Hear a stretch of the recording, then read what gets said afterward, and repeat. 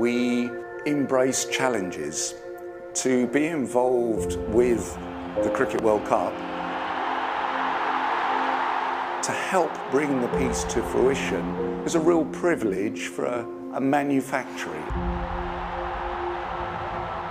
The team that we've got is a spectacular group of artists, but they need to feel their blood pumping.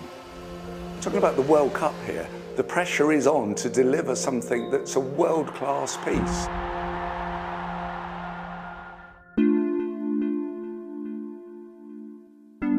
It was well designed in the mid-90s by a gentleman named Paul Marsden.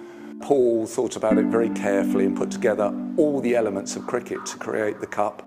The piece weighs about 11 kilos. Its height is 650 millimetres tall.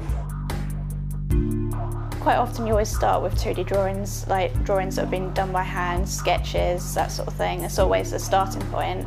And then any sort of computer-aided parts are always an addition to that. My uncle always asks me every time I see him, how am I getting on, what am I up to this time? He loves his cricket, so I was really impressed. Manufacturing is incredibly difficult, and you have to have an inbuilt depth to create these pieces. None of the components you can buy. These sections are fabricated by hand, as a blacksmith would make it. It's a challenging piece to make, and there's lots of hammering. The stumps that come up the side, but that's all, first of all it's spun, and then you have to sort of swage it down, basically making the metal skinnier. My job is to make this a mirrored finish. It slowly gets there from being a rough bit of metal to something that looks incredible. You can't see any dust on it, you can't see any scratches on it. It has to be perfect. Then we rinse it all and put it into our silver plating tank, and we apply power through it, and the silver attaches itself to it. Yeah, it looks really good. Yeah, I'm really pleased with that.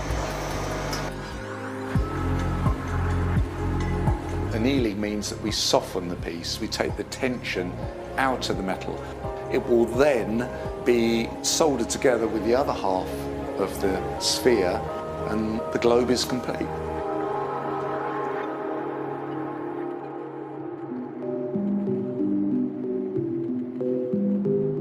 I started in '65, so near on 50 years. It's been my life. And a passion too. My wife says, I don't think you'll ever retire fully. It's all done freehand first, drawn, then scribed, and then cut. I've got a selection of cutters here that I use for different projects. Some of these handles are probably 200 years old, maybe. It's in you, it's in your hands. If I'm whistling at the bench, I know I'm doing it okay.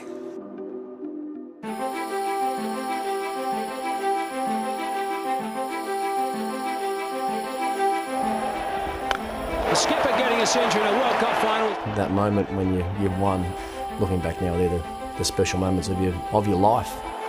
Just an incredible feeling, you know, the holy grail, the pinnacle of one-day international cricket.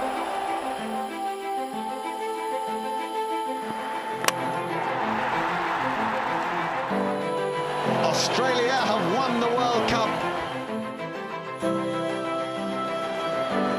There is a moment when the cup is lifted, where there's a huge intake of breath.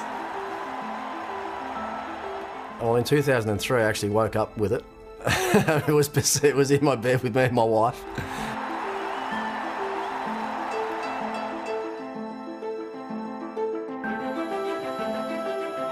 Hard to express what I feel today. I waited for 22 years, so surely the proudest day of my life.